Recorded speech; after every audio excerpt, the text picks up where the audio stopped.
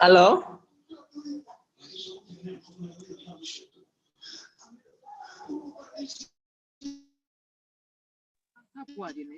Hello. Hello. Hello. How are you? I'm fine. Everybody, my name is Zachary Nyange from Kenya Institute of Special Education, and I'm going to be the moderator for this meeting. Sorry for some small technicals, some few technical errors we've had, but then we are grateful to see all of us who have been able to connect. There are a few of us who cannot hear us. Just if you're not able to hear my voice, maybe I can type on the chat. You need to just click the option to call via device audio so that you'll be able to hear. And it's also important to note that we are also live on our YouTube page, that is on KISE YouTube official. Excuse me. And before you go on, I request that you type where you're calling from. Yes, sorry. Excuse me, first of all. Are you hearing me? Yes, I can hear you. I'm Abdinasir Dagane, a parent from Wajir County 008. Welcome, Abdi. Welcome a lot. May Yeah, I I'm kindly... welcome. Let's go ahead, please. Yeah? Because let us Okay. save time. Right. Thank you. May I kindly have all of us type where they are calling from so that we may get to know how blessed we are in terms of distribution.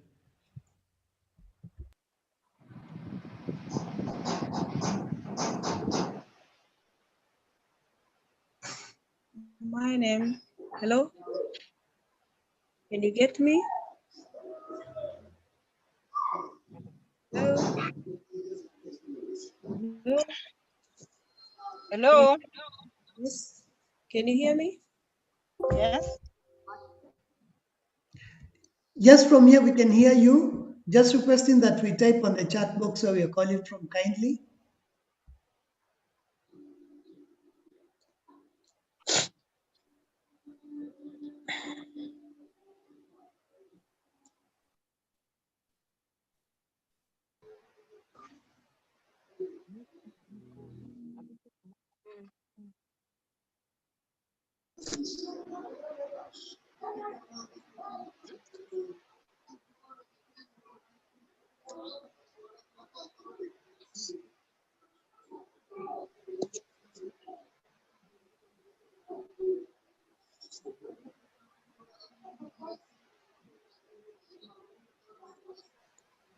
Hello?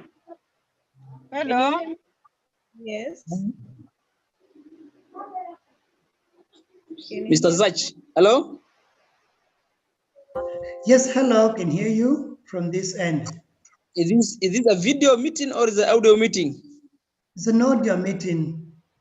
What? Hello? Come again, please.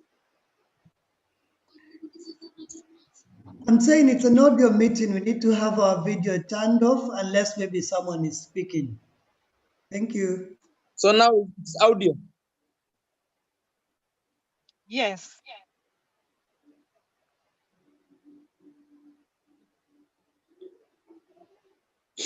Okay. But I can see you, Mr. Zach, I can see you.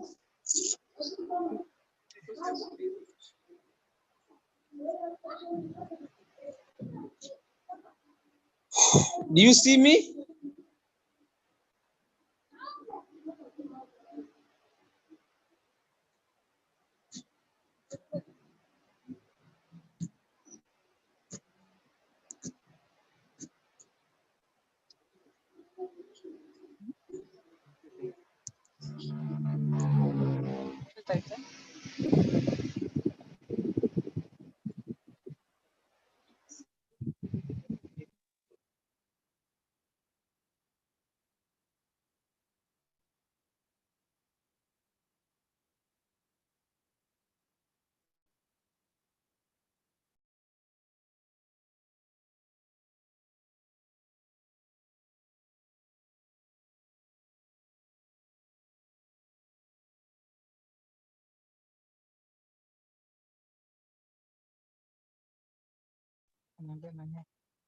Hello.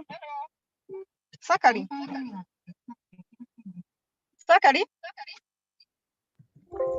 Yes, I can hear you. I can hear you. Kindly let's start the meeting Yes. so that we finish in good time.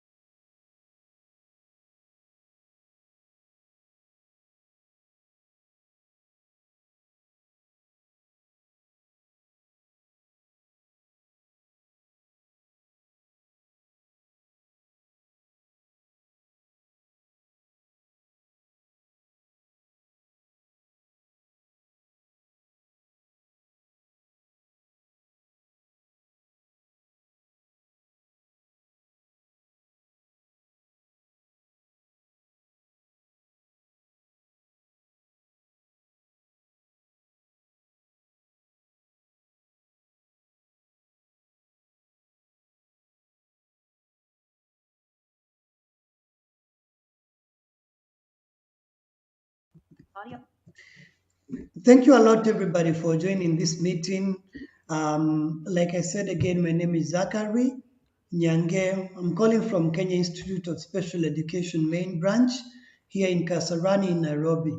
So we are very happy and humbled to have all of us join in this meeting.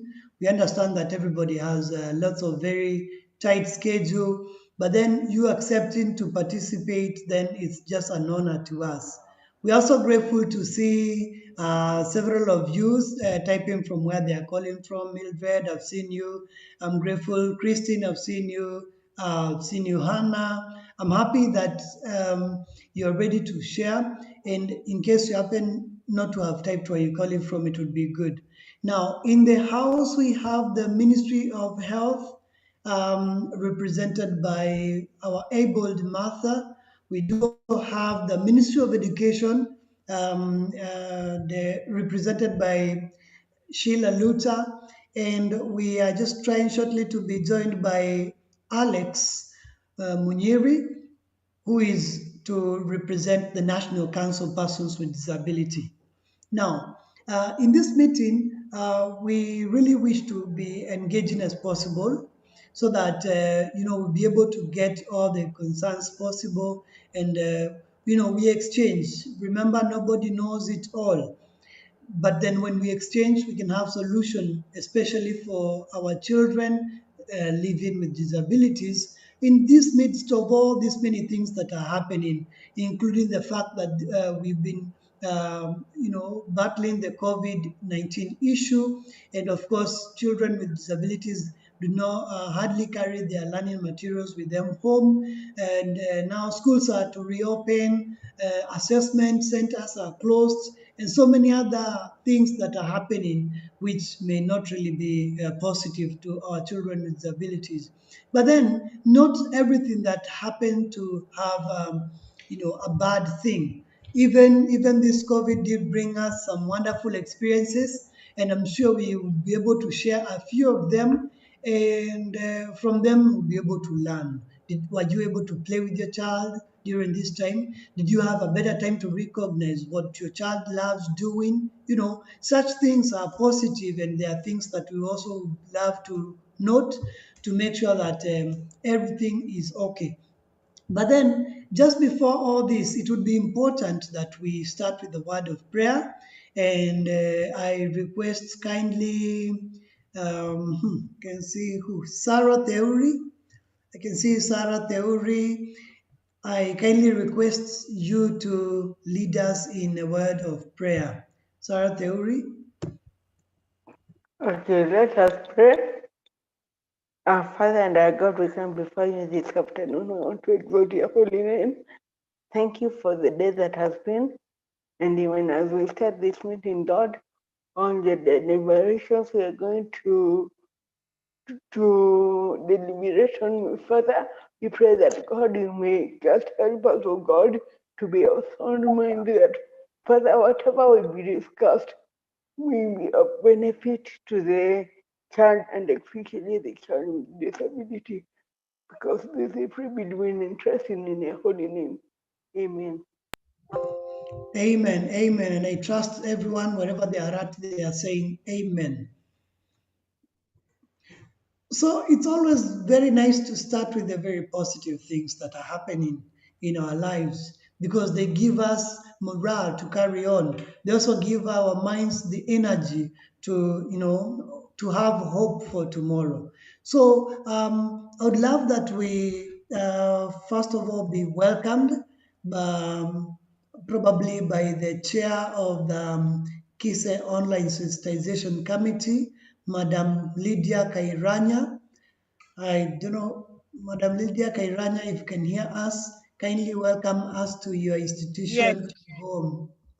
Thank you. Okay, thank you, Sakari. Let me take this opportunity to specifically acknowledge and welcome our guests, those from the Minister of the one from the Minister of Education. We have another guest from Minister of Health and another one from National Council. We also have our parents, teachers, assessment officers, all feel welcome. I thank you all for attending our meeting to share your knowledge and vast experiences with the parents for children with special needs in education. I know our guests, you have vast experiences in this field, and we are looking forward to hearing from you. Our meeting today, as Zachary has said, is on the effect of COVID-19 on persons with disabilities. Specifically, we are going to share on preparedness for school reopening for children with SNE and disabilities. As we are aware, during this COVID period, the schools have been closed. Our children with special needs and disabilities, like other children, have been at home. We are trying to share and see how prepared are we to receive these children back to school. We also are aware that the assessment centers where it's the beginning for these children to go to school, because we assess them to check on their strengths and needs. As they go to school, they are closed. So those are some of the issues that we want to discuss for the benefit of this child with special needs and disabilities. So we shall also discuss some services that the National Council for Persons with Disabilities are offering, especially at this time during the COVID-19, for these children or to parents of children with disabilities. Also, we would very much like to hear what the Ministry of Health has prepared for the resumption of education for these children. I would also, for our guests, you may not be very familiar with the Kenya Institute of Special Education. I would like to say that Kenya Institute of Special Education is a semi-autonomous government agency of the Minister of Education. KISE is mandated to train teachers in special needs and disabilities in different courses. We have both full-time courses, distance learning, and also in-service courses. We are also mandated to conduct in-service courses for personnel working in all the fields of special needs and education. And we also run educational and psychological assessment center. We also train teachers in functional assessment. We assess children for school placement and also for early intervention. We also offer guidance and counseling to parents of children with special needs and to persons with disabilities. We also have a rehabilitation and rehabilitation center where we train orientation and mobility for persons who have acquired blindness. We also offer physiotherapy services and also occupation services. We also have hydrotherapy services, and we conduct research in special needs. Those are among other mandates that KISE has. So in conclusion, because I don't want to talk a lot, let me conclude by saying that by working as a team through such forum that we have started to discuss matters pertaining to children with special needs and disabilities, we are going to ensure that our children will receive appropriate support. Let me once again welcome you to the meeting, and I know we are going to share and we are going to learn from each other, because we know our guests have vast experiences from this field and they are willing to share with us. Thank you so much and feel welcome.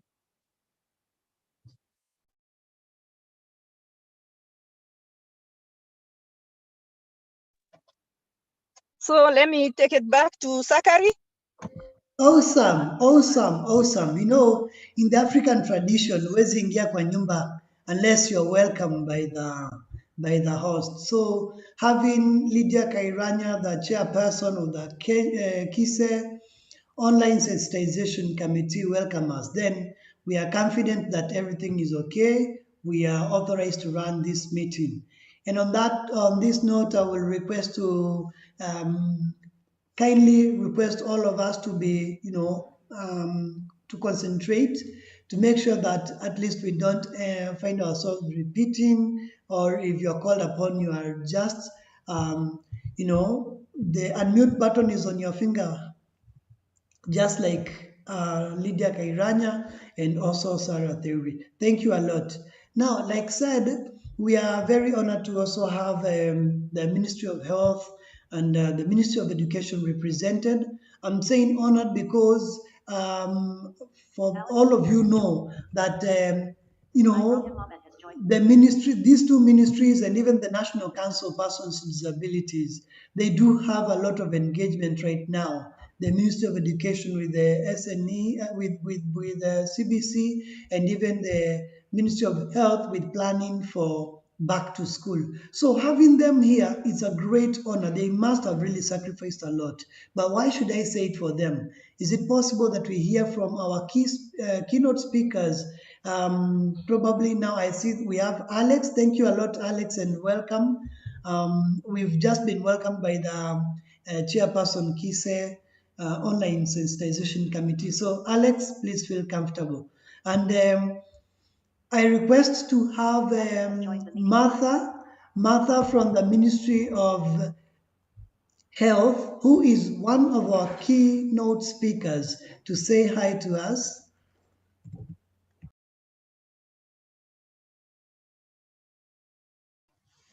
Hello, hello, Hello. Hello. everybody. Yes, Good afternoon. hello. Can you get me? Yes. Good afternoon. Good afternoon. Good afternoon. Afternoon. We can hear you. Thank you. Yes, Thank Martha, you. we are getting you. You get us. You get me, yeah? Yes. Thank you.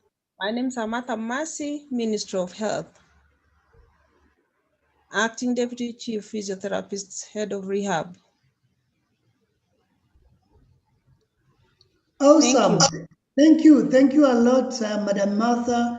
In fact, you dealing with a physiotherapist with rehabilitation in the Ministry of Health. It means that you have a lot of great wealth of experience that you'll be able to share with us.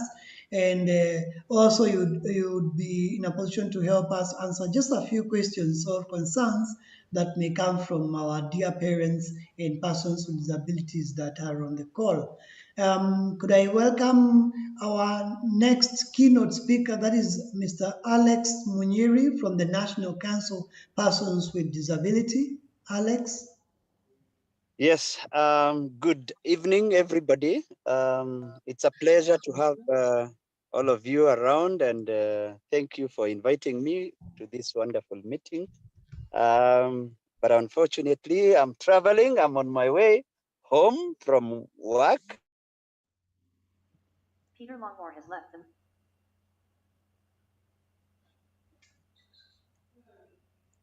Martha Mesa.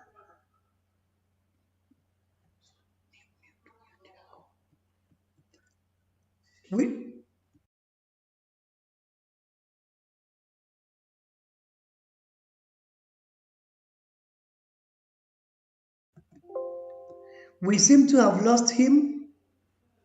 Quite unfortunate, but he'd already stated that he's on transit. So definitely it's a great honor because there are several other members of the council who probably did also not join us.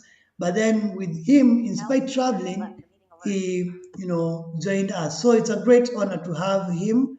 I'm sure he will try to keep connecting, reconnecting, and then we'll have him back. And then we also honored to have our third keynote speaker, Madam Sheila Luther from the Ministry of Education. Kindly, would you say hi to us, Madam?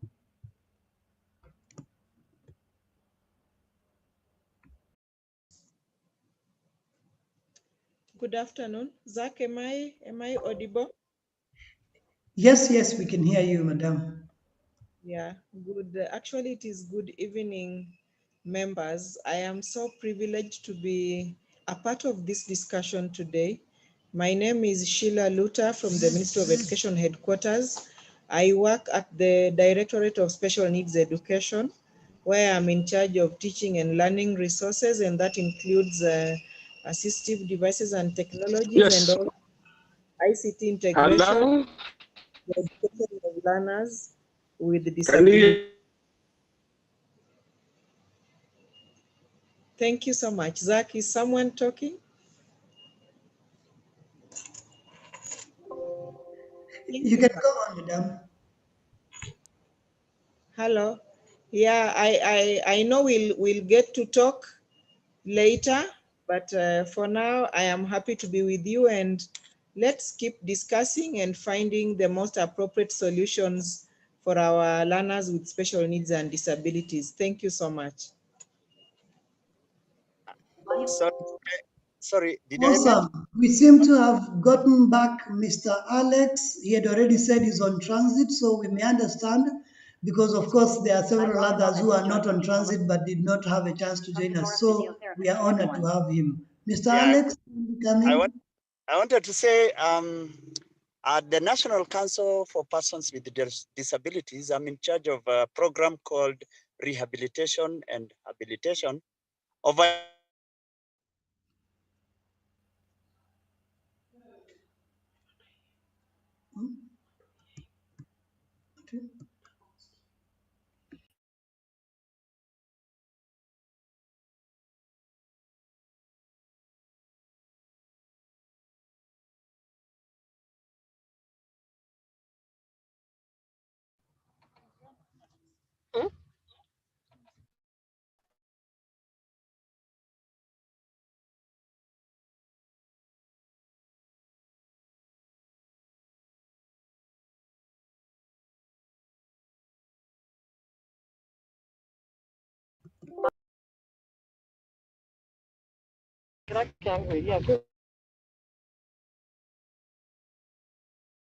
Trigger.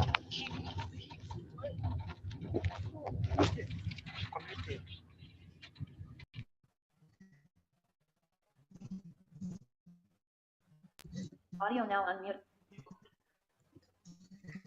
Very sorry, we seem to have lost Mr. Alex again. Hello?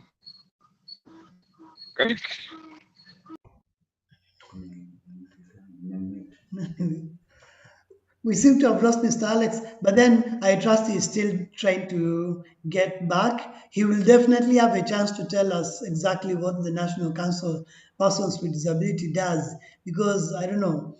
Apparently, we seem to see lots of Lotto on our TVs. I don't know. So maybe you will be able to explain exactly what an NCPWD does. Now, on this juncture, I would request that we just get to our discussion today. And our discussion is focused on establishing some of the great things that happened during this COVID-19 period.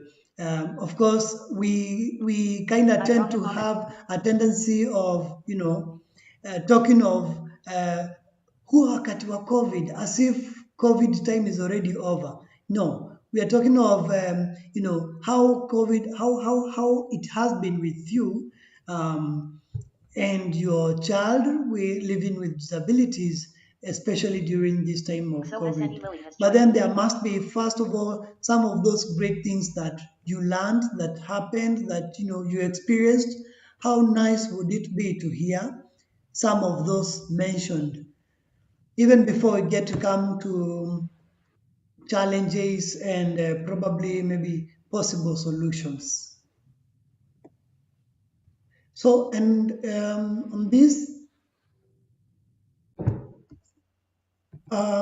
in case you happen to have, you realize we did not, plan anybody that you and the other will, ask this or that, but then we may need to have, if from anybody, you could just lift your hand, um, put across your view, and then you share with us exactly what you consider a happy moment for you, or a discovery, or even an experience, a thrilling experience with you and your child living with disability.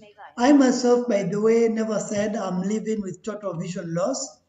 To me, maybe if I could start as I wait to see a lifted hand. For you to lift your hand, you can just tap on the that option on your screen, and then the rest of us will be able to see your lifted hand. Yeah, so I'm saying, with me living with total vision loss happened to have just been a very different experience altogether, because you realize someone like me, depend a lot on others, especially when it comes to movement. So one of the greatest things I realized in the during this time of COVID was the fact that technology is a great, great part of me. Why? Because now, COVID, it called for me not really using my personal assistant. I no longer can just be held my hand and we move comfortably. Why? Because I doubt them. They may be positive of COVID, or they doubt me. I may be positive of COVID. So what happened is that I had to rely on technology. Apparently, I ended up discovering a machine, some sensors that I can fix on my white cane. And so with those sensors, it became easier for me to be able to sense when I'm going to knock something. It also became possible for me to realize when I'm losing my way and all that. Moreover, I ended up also having lots of, an improved sense of hearing, because I would have my friend, like, say my friend Vincent would tell me, hey, Zachary, come, walk to the right, then, proceed, 3 meters ahead straight. Now he's not holding my hand, but he's only giving me instructions. I'm listening to his voice as I follow the instructions he's giving me. So I ended up developing a sense of, an improved sense of listening, and of course of actualizing what I was hearing. So excuse me, I don't know, what was remarkable for you? What is it that you'd say that, hey, you realize that this and this is happening and it's good? Maybe your child happened to stay in school for a very long time, so you never even had the time to play with them or something. Like, what was this that you carried with you, that it is a wonderful thing that happened?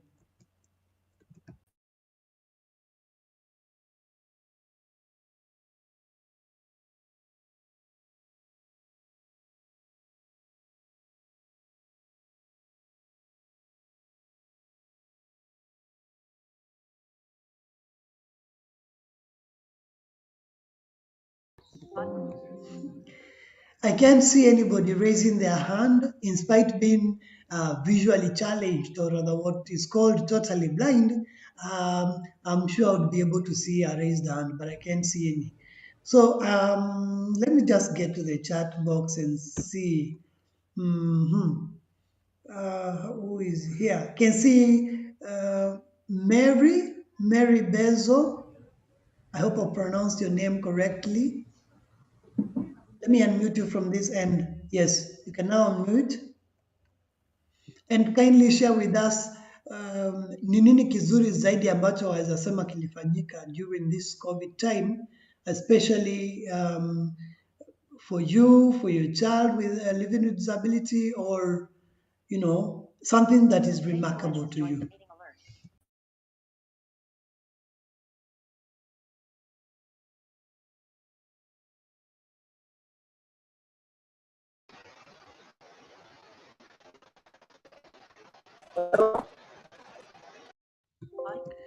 Yes, Mary, welcome.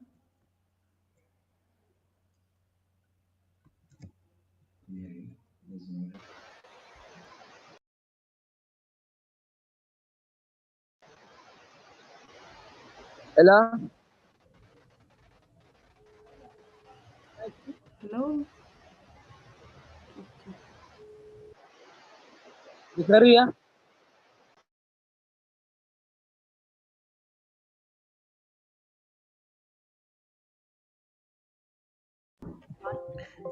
Yes, Bwana Hinga. She just reminded the one on the computer.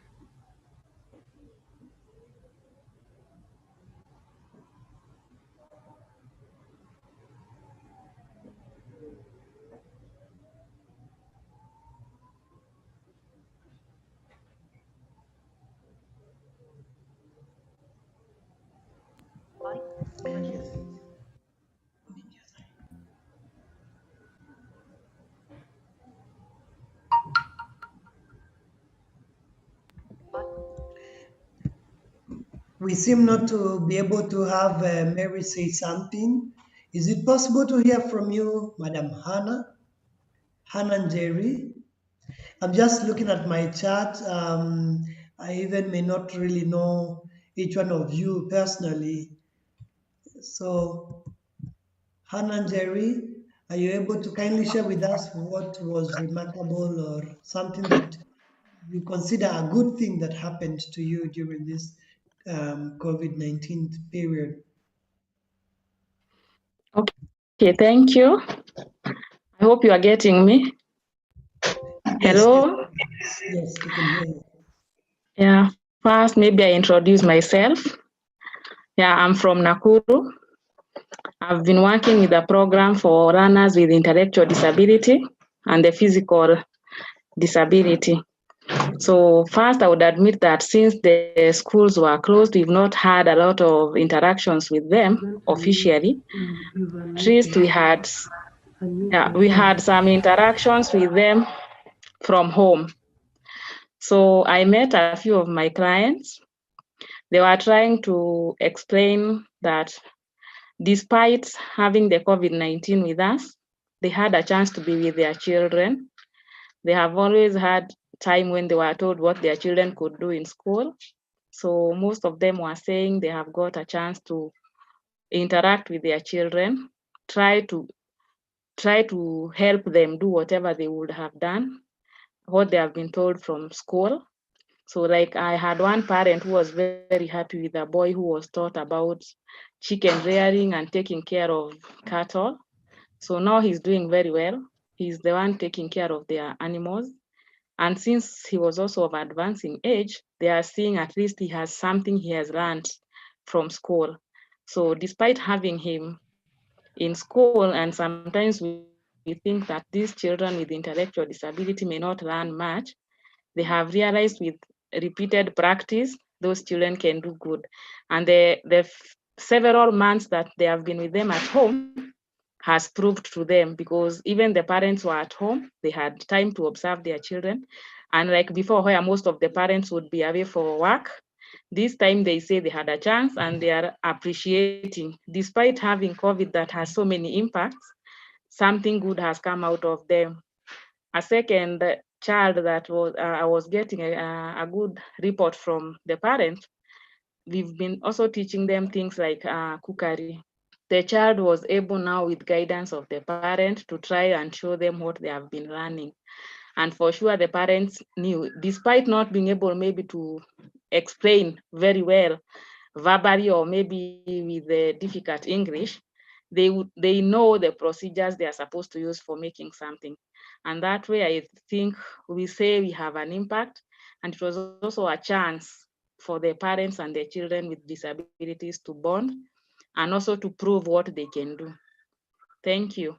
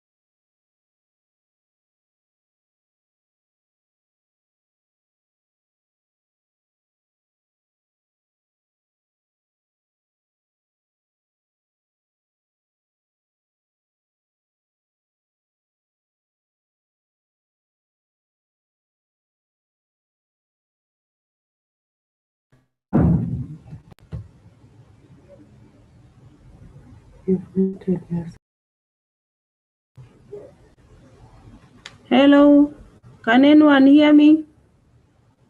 Yes. We can hear you. Yes, yes, Usually speak at yes, the we corner. can. People click the arrow that is down here. You want to talk?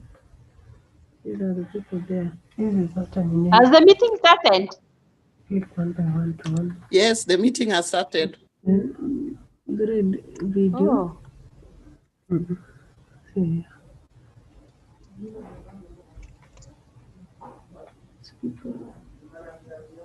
Have we exit full screen? Audio now unmuted. Hapo. Thank you a lot, Hannah, for sharing with Chini ya us. chini. And kindly let's stay Speak muted. and read. Video now started alert. Participants. Thank you, Hannah, for sharing with us, and kindly let's all stay muted. We are And grateful hapo chini. to be able to realize thing, be able to learn that your child is able to do quite a lot of the things that you even never imagined that they would be able to do. So this is so awesome. And then we'll definitely be getting back to you, Hannah, so that you may help us know if there were challenges, challenges, and if either from you or even from the parents that you do interact with. Thank you a lot. Could we hear from someone else? Left the meeting alert. Ibrahim Ahmed. Mr. Abdi, I can see your raised hand. Mr. Abdi?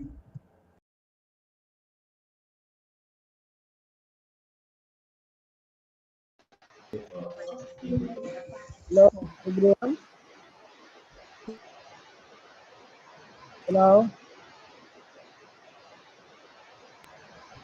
Hello, Mr. Hello. Abdi, we can hear you. Yes, Mr. Bakari, Very fine. Hello. Hello. Yes. Hello. You seem to Hello. be quite far from your phone. Kindly come closer so that we can hear you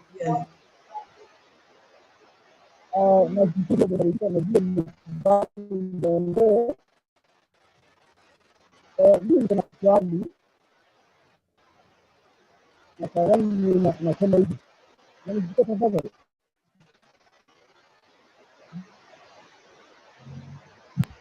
now hear unmuted. me? Lydia Shake has joined the meeting Abdi. alert. Hello, Bwana Abdi. We seem to have some challenges Lydia hearing Shake you. left the meeting alert. So I don't know if in case you may be on earphones, kindly can remove and use your phone directly. It would be better. Can you hear me,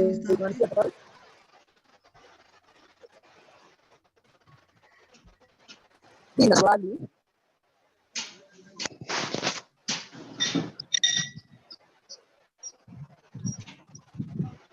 Audio now. Mr. Abdi, we seem to have some challenge with your audio. So kindly, maybe you can check it as we hear from Mr. Hinga. Hello. Now, Mr. Hinga. Yes, hello. Oh yeah, we can hear you now. You can hear me? Yes. Yeah, good evening. Good evening to you. Yeah, I'm happy to join the meeting. Yeah, I'll be addressing, I'm a DPO reader. Can you get me? Hello. Yes, we can hear you. We can hear you. Please go on. I'm a DPO reader in Nakuru. DPO reader on caregivers, on a group of caregivers, students with cerebral palsy. And I've got some few issues that I would really like the National Council to address maybe. The issue is on registration for the persons with disability. Hello, Yeah, do you get me? Mahiga. Yes. Yes, we can get you right. And Yes. currently, we were exploring on the view of the positive things that happened during this hard time of COVID-19. You know, Yeah. we really understand that there are so many other bad things that, side effects that we may have had with the COVID. But then there must be also some very wonderful experiences we learned or we Okay. did have. So I'm kindly requesting if you are in a position to share any Yeah. of the very remarkable moment with the children with disabilities during this COVID time. Yeah. Okay. For me, around my area, we had a good session with some few leaders, government leaders, who had gone to come for our rescue. They had come they give us some food, and they gave us some diapers for our children. And we have been not having a hard time because the community even around us have been sponsoring the children with some food and assisting the parents on how to upkeep themselves on small tokens, handouts. But generally, the children are not so bad off. They are okay, and we are not complaining much. But we are still not there, because even some of the parents are not get the age that we got. Some were not reachable, but we are not complaining. At least we had something at least to go by. Hello. Yes, do you get me? Yeah. Yes, thank you a lot, Wanahinga. So Yes. according to Hinga, is that Abdi Nasir has a powered hand alert. according to Hinga is that he, as a TPO, realized that the community that he is around, or rather that he is in, is very supportive, because during this hard time of COVID-19, they came along and they were able to, offer some stuff like food. We all understand food is just a very basic but very important thing to all of us. They also were supported with diapers, which is a wonderful thing. And so, according to him, a great thing that happened is that he realized the community is supportive to persons with disabilities. So that is so awesome. Could we kindly hear from, who else can we see? Madam Penina? Madam Penina? I'm made to understand that Madam Penina is from Wasingishu. Kindly Yes. could you share with Hello. us? Yes, hello, Madam. We can now hear you very well. Thank you a lot for meeting, and we Yes, can request I that am. you help us realize Yes, I am any Penina Kata. positive things that happened during this COVID time. Hello, Yes, hello. I am Penina Katam, Mhm. a service provider in the area of special needs. I'm an assessment teacher, and I interact so well with parents. And when I interacted with them, they shared a lot that they've had quite a good time with their children. Though some have had challenges, those who are working have challenges with people who can take care of the children when they're away. But the positive part of it is that they have had a lot of time with their children. Number two, I am so grateful for KISE for the support and the services they are providing for the parents. Continue keeping it up and also partner with us in Wazingishu. Thank you so much. We are grateful. We are grateful too, Madam Penina. We cannot be without you. We are really humbled to have you also participate in this meeting. And now, maybe at this juncture, it would be good that then, having identified that one, parents had some good time with their children, and two, that parents realized that children did have, great abilities, especially out of repetition. When they made them repeat and repeat and repeat a certain task, they realized that their children, in spite with living with whatever conditions they are in, they are able to, do something and do actually better out of repetition. It's just an awesome thing. And the third thing is that we are not living in just hell, no. Kenya is such a wonderful area because we have communities who are supportive to persons with disability, as very well expressed by Mr. Hinga. So on this now, of course, we all agree that COVID did bring about lots of challenges, but then not only to the quote unquote normal people or other persons living without disabilities, but more specifically to people living with disabilities. And now, in this case, concentrating with children, because children are our now direct interest. Now, what challenges that we did experience during this hard time of COVID? I already had was it Wasingishu, from Wasingishu. Someone was sharing actually from some of those challenges. Yes. Was it Mr. Hinga? Penina. Oh, Penina, yes. Penina, is it possible you kindly help us know some of the challenges that either you or the parents that you support happen to have gone through during this hard time of COVID-19 with their children living with disabilities? Hello? Hello? Yes, hello, Penina. Hello? Yes, Yes. hello. Some of the challenges that the parents encountered were getting somebody to take, the parents who are working, getting somebody to take care of the children when they are not at home. That's one of the challenges. Yes? Having people to leave their children with. Yes. Went to work. Yes.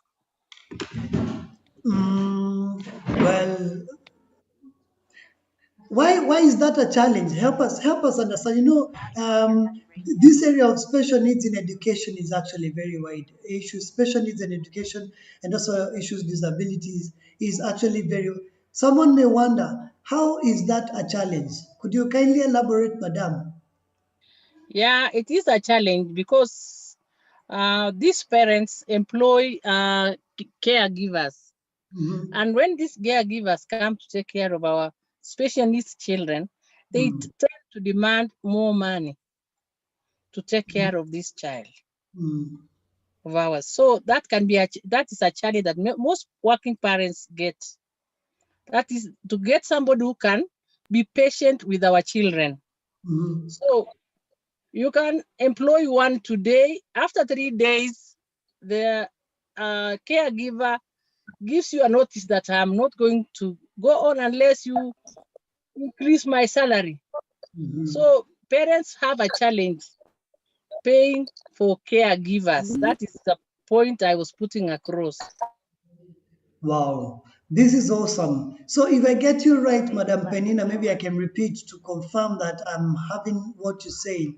Is that, you know, for any parent who has a child that does not have any disabilities, then when they happen to have a domestic manager to support them, you know, in bringing up the children in the households, it becomes easier and simpler for them to, you know, just accept, you know, because it's not, it's just the normal bringing up of children. But then for children with disabilities, then there's some added work, and hence making how domestic managers not to stay. And if they stay, then they are demanding more money. That's what you're saying?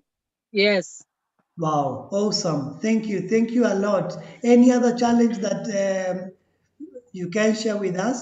Yeah, another challenge is that in the area of learners with intellectual challenges, when they are at home for a long time, they tend to forget due to the poor memory they have. They tend to forget what they have learned. So it is a challenge. A child had been taught maybe an ADL activity, but since there's no continuation now, the long break from school, home, it brings a challenge in maintaining the consistency of the activities that had been put in place. That's one of the challenges also. All right. Thank you. Thank you. Thank you a lot, Madam Penina. Trusting that I've gotten you right, that there could, due to the prolonged period, children with disability tend to forget that what they had already started learning in schools, and especially those with intellectual disabilities. This is okay. That's very well understood. Thank you. Thank you a lot for sharing with us. Thank you. So I don't know if it's possible to hear from Mr. Hinga. Mr. Hinga also now share with us some of the challenges that he faced, or parents that he is supporting faced during this hard time of COVID-19. He shared with us that he is actually a TPO, so it means that he must really be having lots of experiences of both good and bad things that must have happened during this hard time for children with disabilities and even their parents. Mr. Hinga?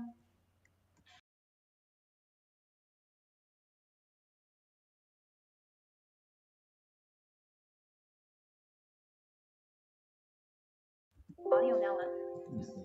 Mr. Hinga, can you hear me?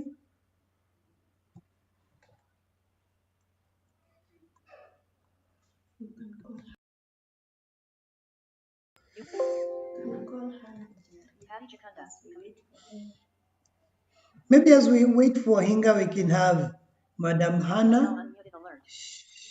She had also shared with us before, and I cut her short when she was trying to express the challenges that you know, we parents with children, of people with of children with disabilities may have faced during this time. Madam Hannah, if you can hear me. Okay, thank you, Mr. Zach. I can hear you. Can you hear me? Mr. Zach? Yes, yes, yes, we can hear you. Please Okay, go. thank you. So for the challenges most of the parents are expressing, yeah, you see COVID-19 is very new, and one of the control measures is having people wash their hands frequently. So when people are told to wash their hands, most of them came up with washing points, Yes. where most of them were not disability friendly. For instance, a child sitting on a wheelchair may find it difficult to use whatever we are using that is pressed using the foot. So he has to ask for assistance. So such children, even if it's at home, most of the taps, the way they are put, or maybe the other artificial washing points that were put, most of them were not disability friendly. The child who will drive the wheelchair to that point may have his body wet as he tries to wash the hands, especially those ones with stiff joints where they cannot stretch their hands out to have to be near the water. That was one challenge, having a modified washing hand washing points.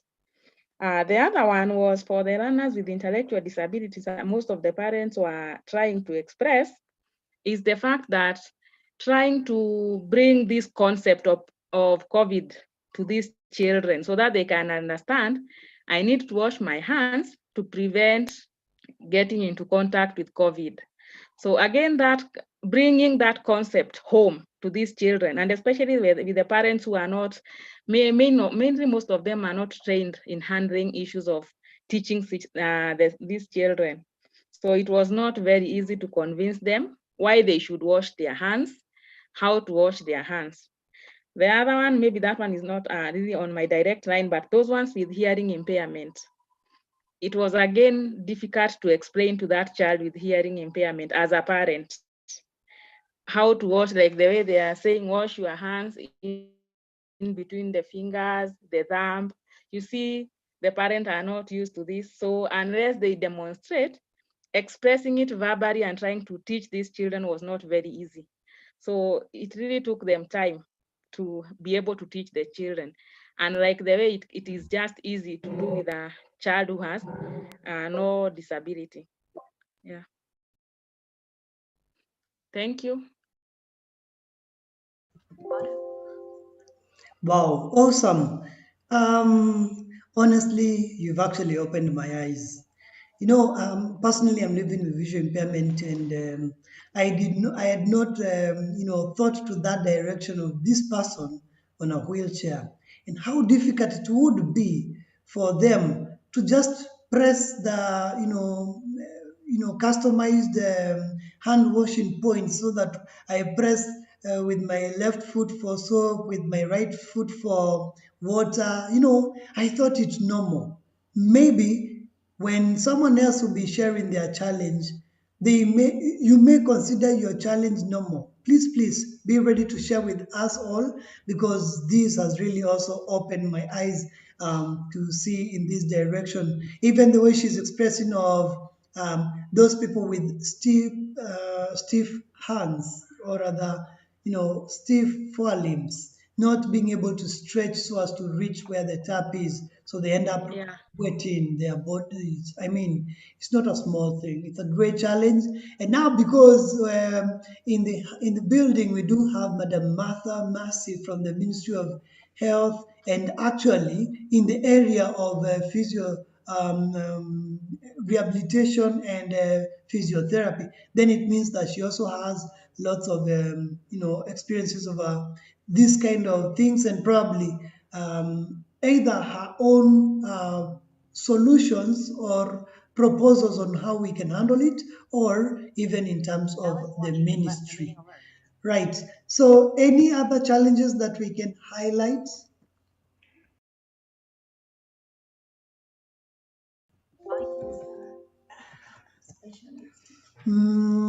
Okay, Mr. Bandi. Oh, sorry. This is Madam Bandi. Am I pronouncing this name right? Pandi. Madam Pandi, if you can hear me, please.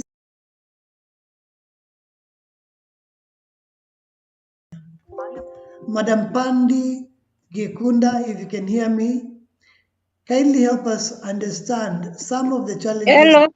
we have. Yes. Yes, I can hear you, Mr. Sack. Thank you. And Sorry even for the confusion on your name. Pandi, right? That's the name? Yes. Oh, thank you a lot. Kindly help us, see some of the challenges that are critically, remarkable. Like you cannot avoid them, especially during this COVID-19 for persons or other children living with disabilities and even their parents. Welcome. Thank you, Mr. Sak. I will go straight to children living with hearing impairment. And noting that the COVID-19 is new to all of us, I am certain that we don't have even signing for that can be easily understood by our runners living with hearing impairment.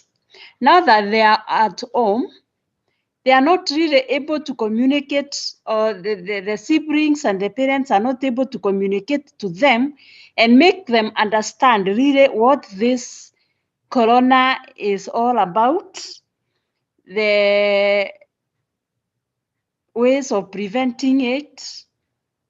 And therefore, in their mind, most of them, they only fear, but they don't know exactly what it is. Some might think it's a hood, a big kidonda itawashika waione. Some might think it's some sort of an animal. And because they are young, they are not able to read, whereby you can even give them something to read and understand what it actually is. It's very difficult for these parents to actually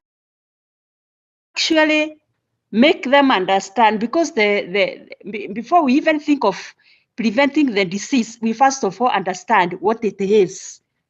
Now, we are not even, we are not aware, the small ones or the young ones who are not able to read journals and all that they don't have TVs where they can even watch the sign language interpreter talking about the COVID-19.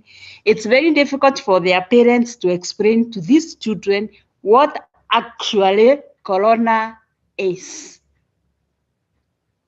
They are not able to know what to do to prevent, and they cannot prevent something that they don't know. So I think that's a big challenge when it comes to our children who are living with hearing impairment. Others are like, when we come to the VI, also they are just being explained, but they have not been seeing, like we see people on oxygen, and you see, when you see people on oxygen, people dying, and the way they are being buried, there is something that comes in your mind that makes you understand that this thing is terrible. But then we only explain it to them the way we understand it, and it might not be the best way. When it comes to our children living with mental retardation, they can wash their hands, and immediately they are from the hand washing point, they will go straight and pengine touch someone even in the mouth, and then immediately they will touch their mouth or their eyes. Therefore, it's a challenge. Number one, completely understanding what COVID-19 is. Wow, Am I clear? thank you a lot. Yes, you are clear, and we've actually gotten some of the challenges that you've mentioned. The fact that it might become difficult, was difficult to communicate exactly what COVID-19 is, especially to children living with disabilities, and especially those with hearing impairment, because sometimes you may not really know what exactly to tell them, or sometimes even the challenge of signing amongst the family, you are not really sure how to best sign for them to understand how to wash hands and such kind of things. or those with intellectual disabilities, whereby even after washing their hands, they find themselves touchy, to other people. Hence, just making it riskier. But then I would love, as we share these challenges that we have encountered, or probably know parents that have encountered, or children that have encountered with disabilities, I would love us to remember that we have the Ministry of Education in the house, the Ministry of Health in the house, and the National Council of Persons with Disabilities. And if it could be challenges that they could help us, answer or even provide some solution, then it would be good. I'm just wondering, you mean amongst us, no parent that had a challenge with maybe say no child had an issue with maybe medication for their child living with disability, or even assessment? Some of the services that we receive, were we comfortable with, or what? And the kind of communication that we used to get from the Ministry of Health, was it sufficient enough for persons with disabilities? And if it was not, what do you think could be done to really, improve it?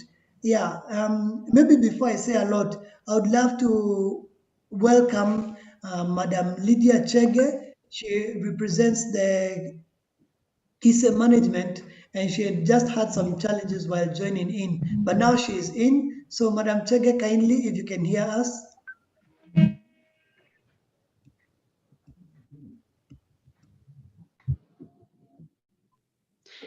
Hello.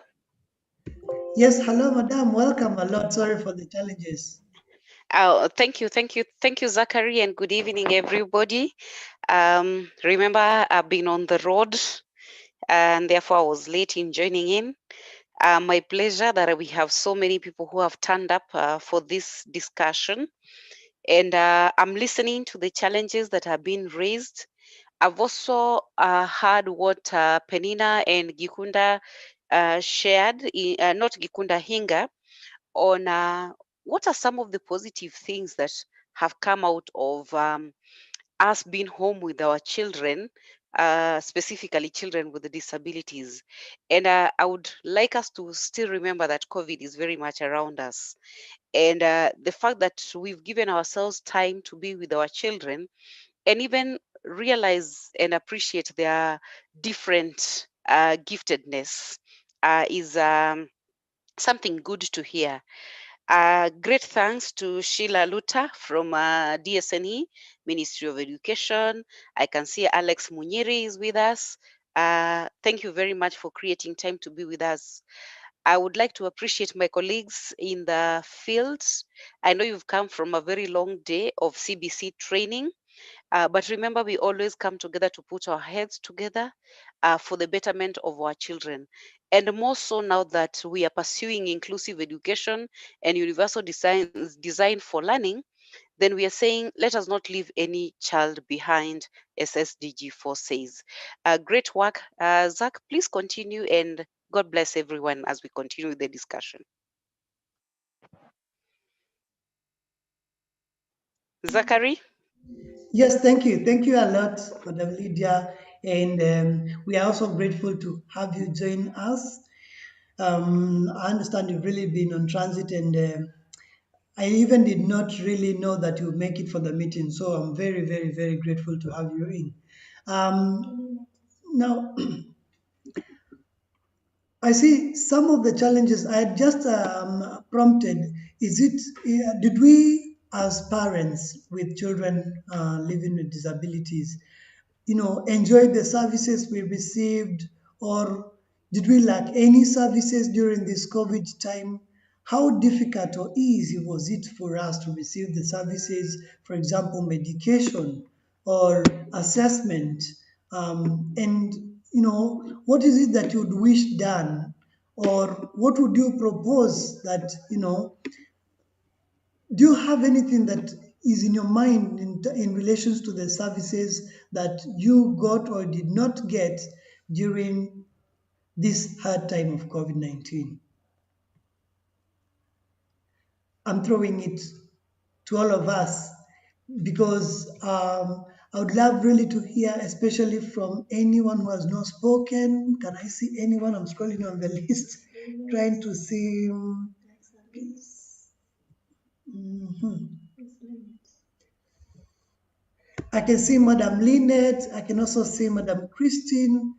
Unfortunately, like I said, I do not know each one of you in person. So,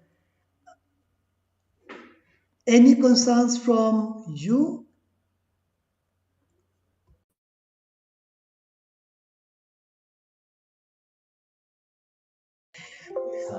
I also see Sadia.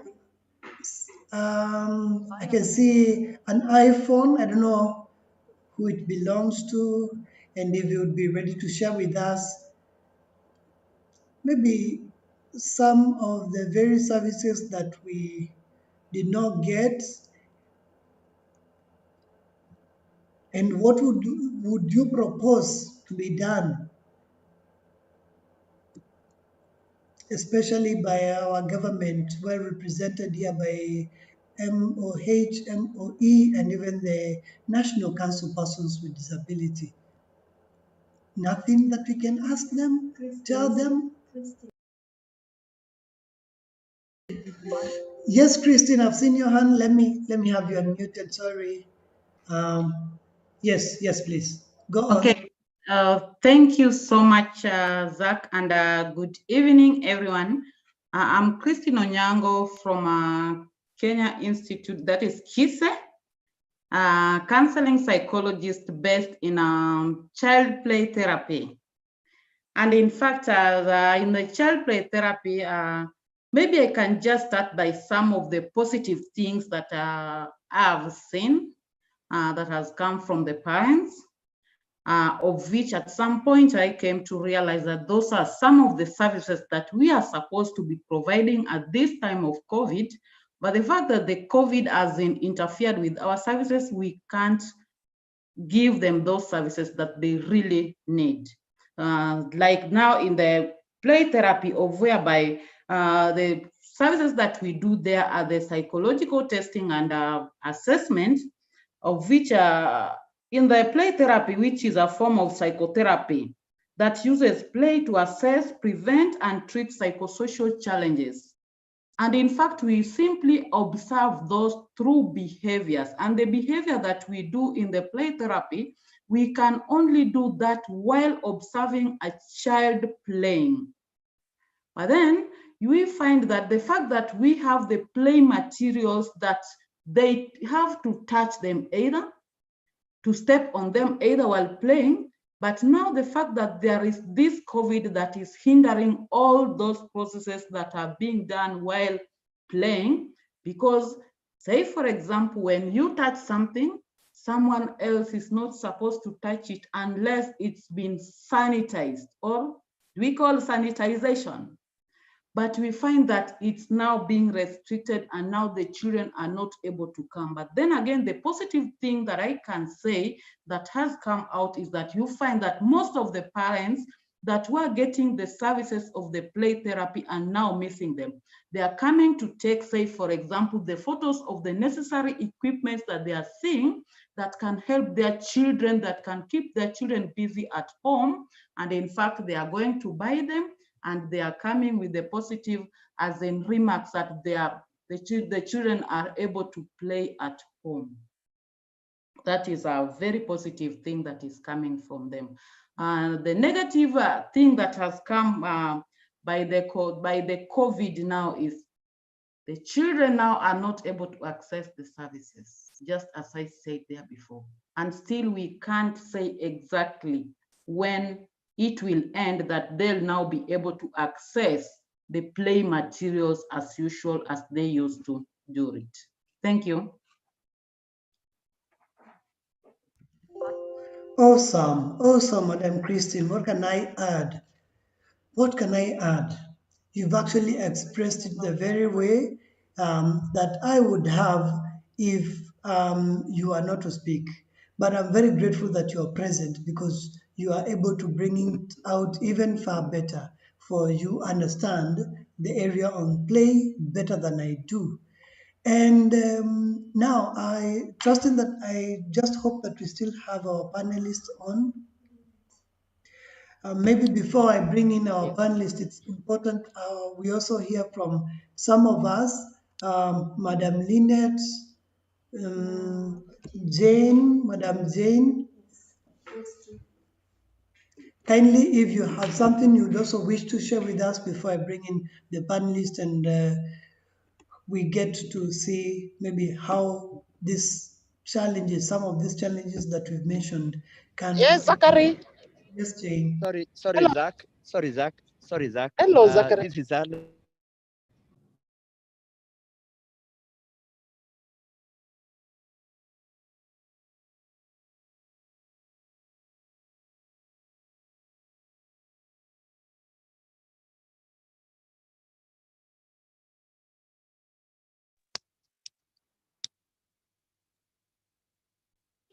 Audio now unmuted alert. Sorry, Jane. Hello.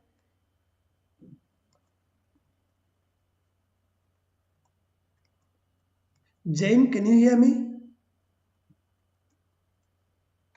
This was Alex. Requesting to speak for about 5 minutes because I'm just about to enter into some noisy place and I didn't want to inconvenience you. Right, Mr. Alex. Please welcome and kindly help us get to know just a little about the National Council. Probably understand there are several of us in here who may not know exactly what are its mandates, how they can be supported by the National Council, how they can also support the National Council, and especially on the issue of issuance of the council's ID card, and if possible, which are some of the services that one can enjoy with the card? Thank you and welcome, please. Okay, thank you. Thank you, Zach. As I said, my name is Alex Munyere. I'm in charge of rehabilitation and habilitation.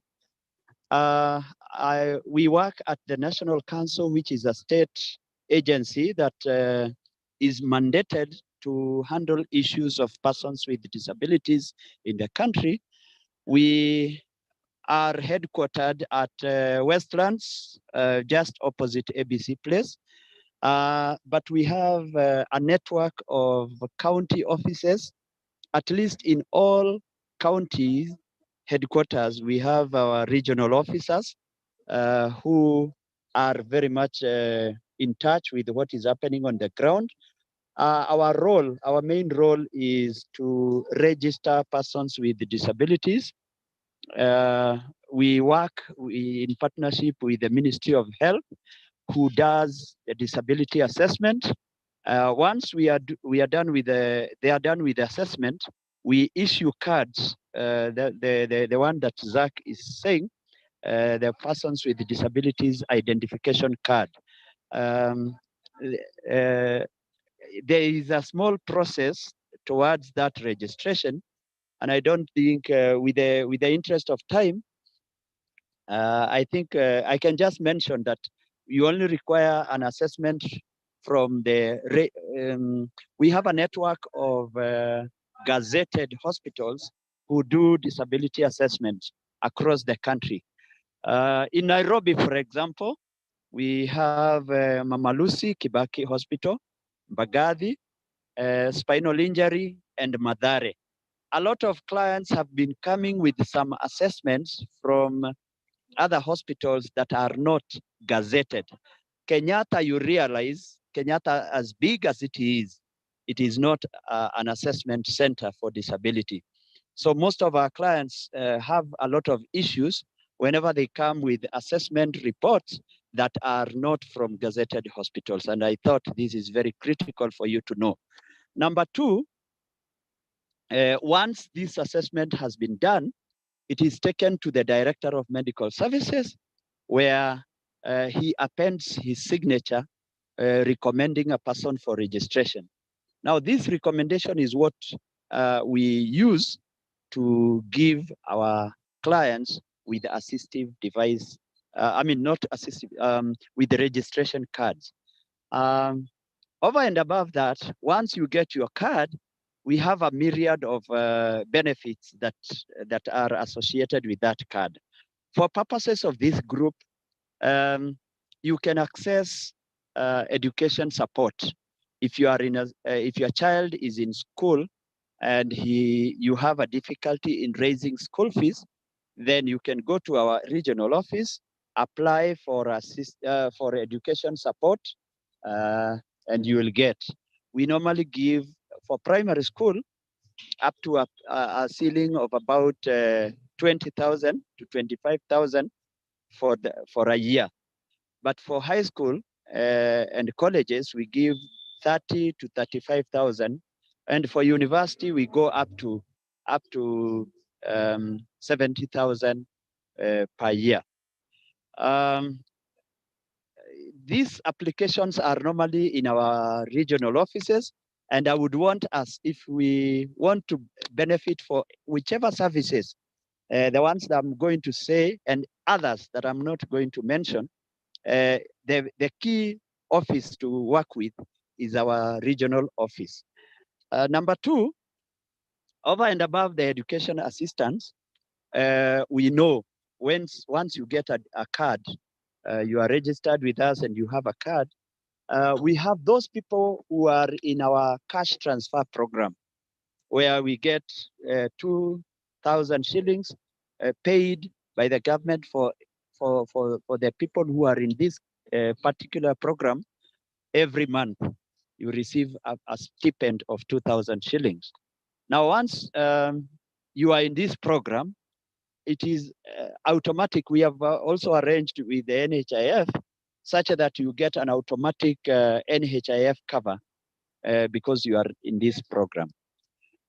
So only those who are in cash transfer program can use their disability cards to access NHIF in hospitals and any other services that are required for NHIF. Now, number three,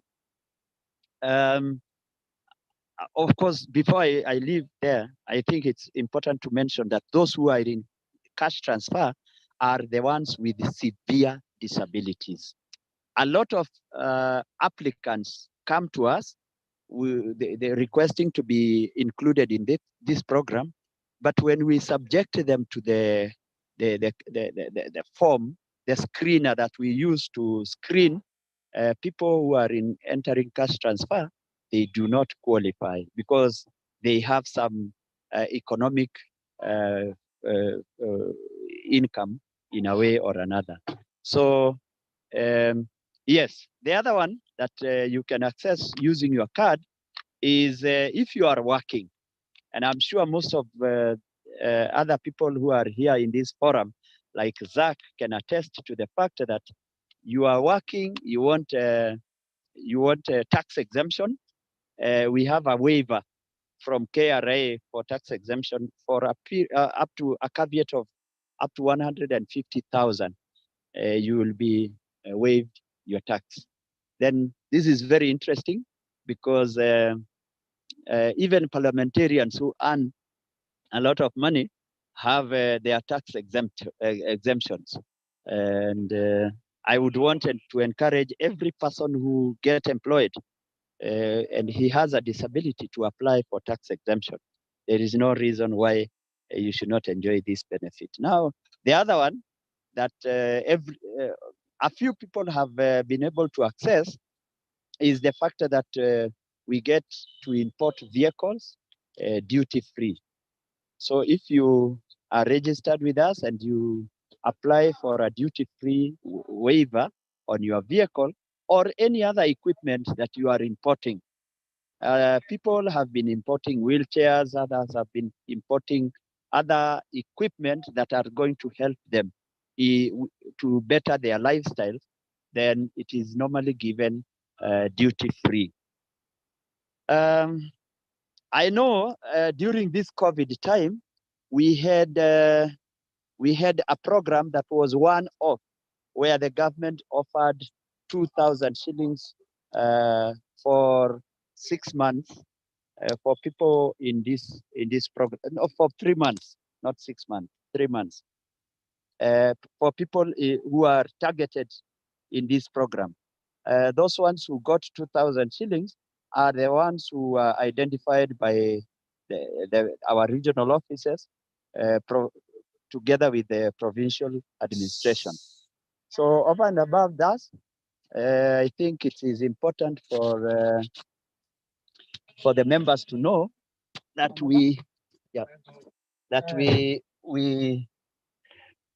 are offering other services, including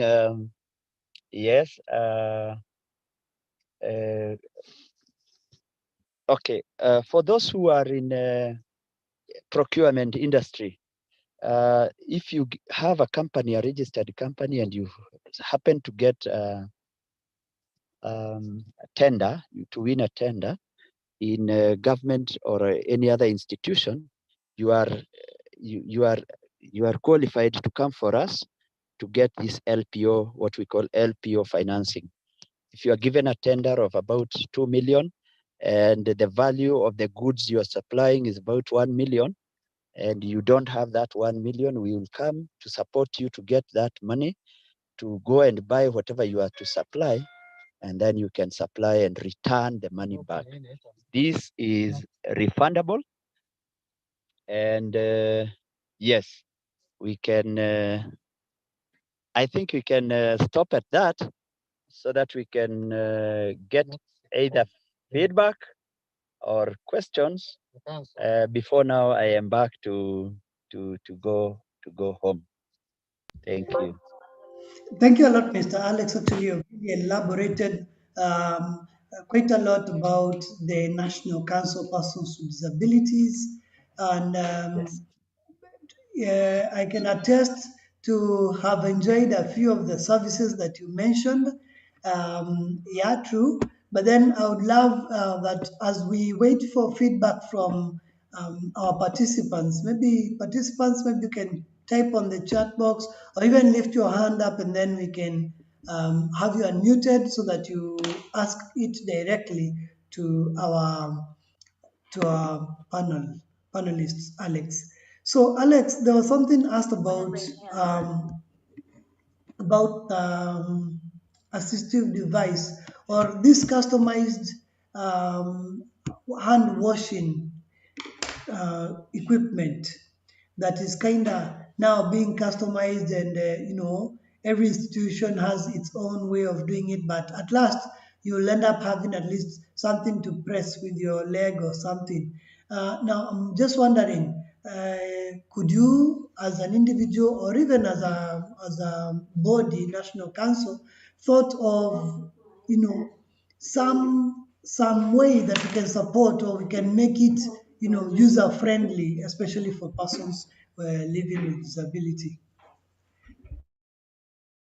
Okay, thank you for that question. I think to be very specific, we do not have some hand washing equipment that is specifically tailor-made for persons with disabilities. But what we are doing is that the ones that are being made by our innovative, very innovative Kenyans, we are encouraging them to be considerate about disability so that they can maybe lower them slightly if they are meant for persons with disabilities. And those that are going to be used by people with the disabilities, I think the most important thing is for them to be accessible.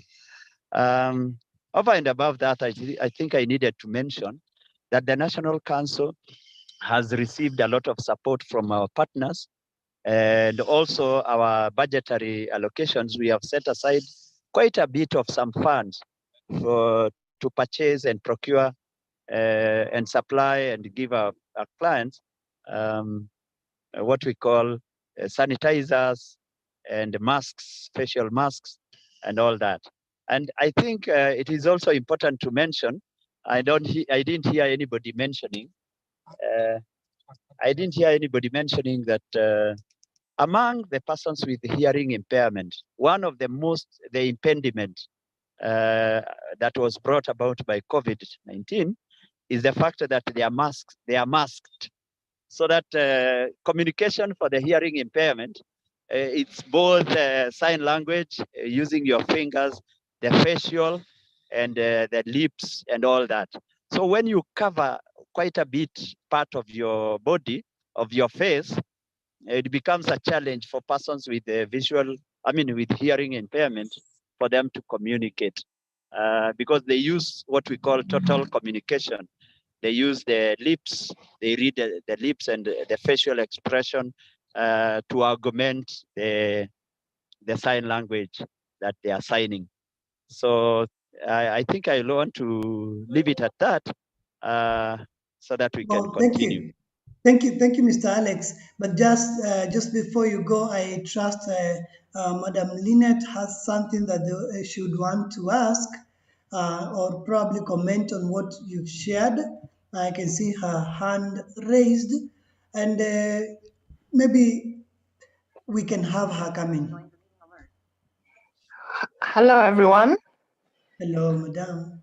I'm Lynette. I am a student at KISE and a parent to a child. I got my national card, the card. I got a card like sometime last year. Now, my question is, I've had quite a number of benefits for the people who have that card. And as a caregiver, I think by the time my son is 18 years, for him to actually use the card himself, I do not have those many opportunities, because I went to apply for the school, the educational assistance at some point, and somebody asked me, now, if we get to allow you to get the money, how much are you willing to part with? That is a question I was asked. So as caregivers, sometimes you go through hardships through the officers. And again, we need more considerations, because our children, by the time they get to the age where they're importing cars, where they're tax exempted, we have gone through many years without maybe being able to access. So if they could do more, it would be very, very helpful. Thank you. Sorry, I didn't get that. Okay, but I think I got halfway, because at one point somebody interrupted my communication. Well, the question, But I think I got the question about. It's okay. I can say it, and then maybe she can repeat if I didn't get it. I got the question about the parents of children with disabilities wanting to access the services that are offered by the registered persons with disabilities. And I think if that is the case, then the answer is, unfortunately, all our services are targeted towards getting supporting our persons with disabilities, those who are registered. The parents are very critical, yes, and we really acknowledge and recognize their input towards supporting our children with disabilities. But unfortunately, our services are not extended to parents as of now. But I think there is some discussions that are going on in our board, so that there is a very big push for parents to be supported in our programs. But I think that has not been approved yet by our board. So yes, we support our children, but for parents, those who require maybe to go to school, maybe the others who require a tax exemption and all that, unfortunately, they are not part of they are not in the category. Yes.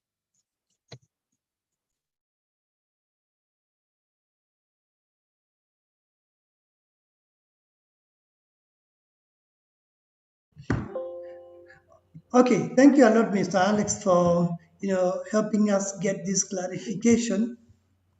Someone is actually chatting, asking how possible is it to reduce, or rather to ease in the process of acquiring this card? And how possible is it for one to get it wakiwa huko mashinani? That is directly the way it is. Yeah. It is. We are on it, and we are. We have realized one of the problems that is bringing about this registration is the approval, the signature of the DMS, that he must write that. I mean, he must append on that application form. So going forward, we have suggested, and we are almost getting the approval to devolve the signature, so that every county we have one appointed officer from the Ministry of Health who will be signing those forms in our in their respective counties. So soon we are going to have, and also from the council, we are also planning to buy cards, card machines that will produce cards in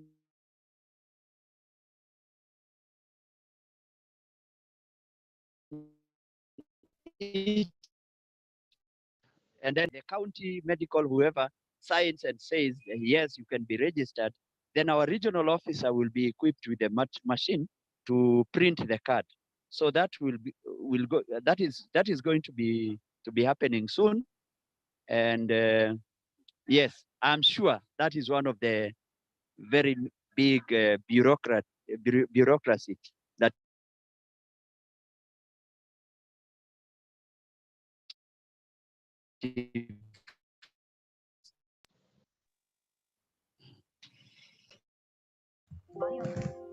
Mr. Alex, we seem to lose you. Mr. yeah, Alex. sorry, it's okay, it's okay, it's all right. I'm also getting some interruptions here and there. Yeah, another side chat here is asking, now that we have the Huduma number coming in, and where one number means everything, all the way from license to your everything, have you prepared to have them synchronized, or? Yes, you realize those who are registering for Huduma number, there was a question where one was asked whether he has a disability or not. And then number two, having a disability is okay, and it was captured maybe, but whether one was registered with the National Council was captured.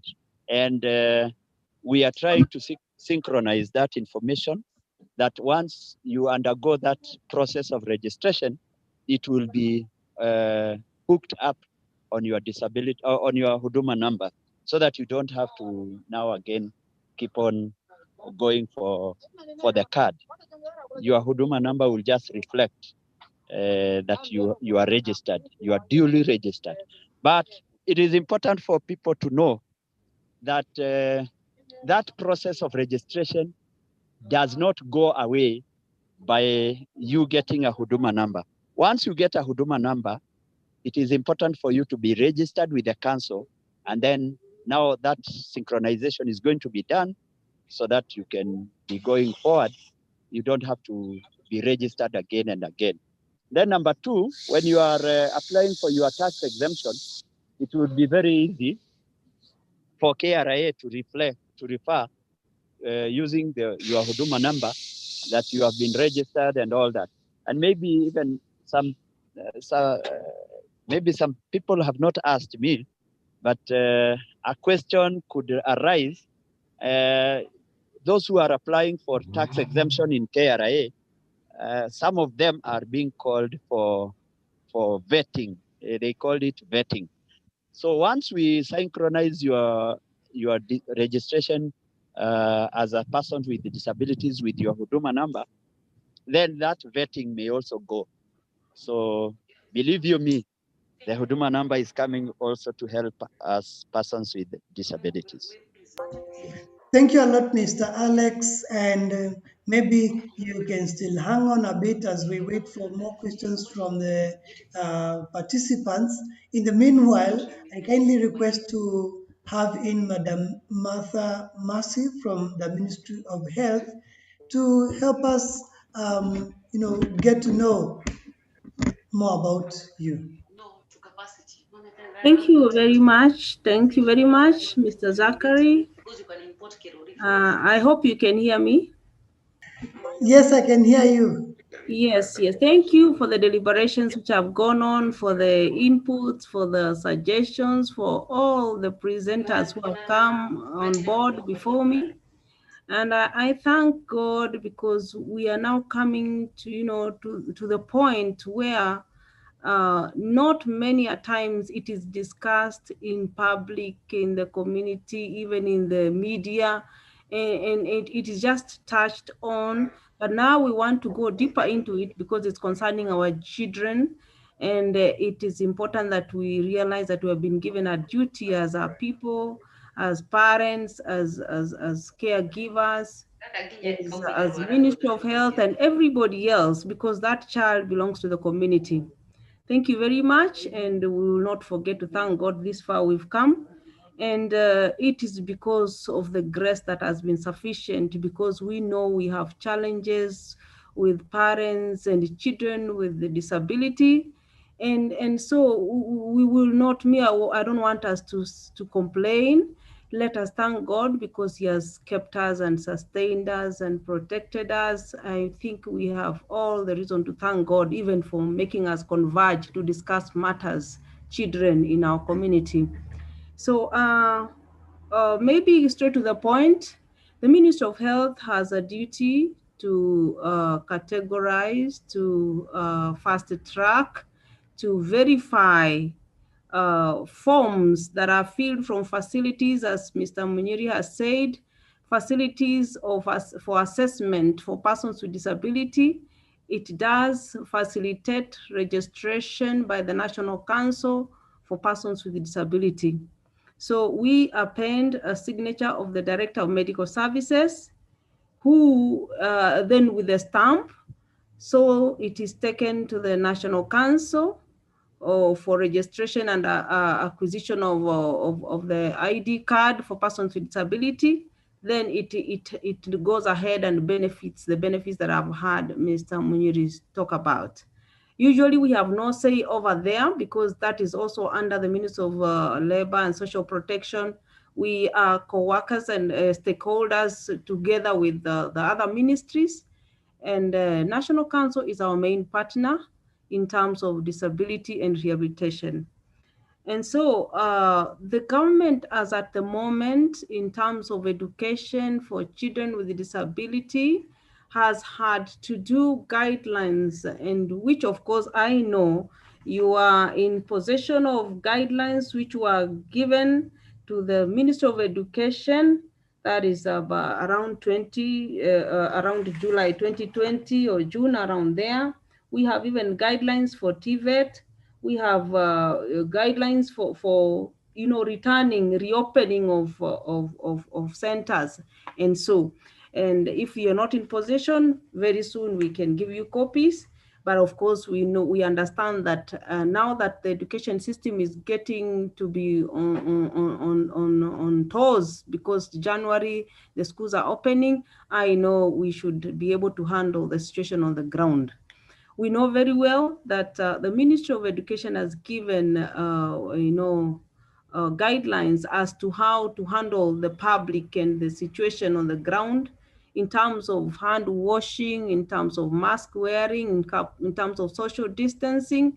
But I understand that children with disability have major challenges because they have caregivers who have to be very close to them, and yet they cannot access the most basic requirements, of which to the children with disability, yes, food may be the most basic and shelter and all that, but now they have another burden of taking care of the disability and assisting them in terms of functional limitations that are there because of the disability they have, maybe even accessing other amenities, day-to-day activities of daily living challenges that are involved. And now in terms of education, because it's out of home, then it requires that the area of the education is they can now learn well with comfort to exploit whatever there is in their intellectual, even despite that they are disabled one way or the other. I can maybe, before I forget, somebody mentioned about the deaf, and we note that during the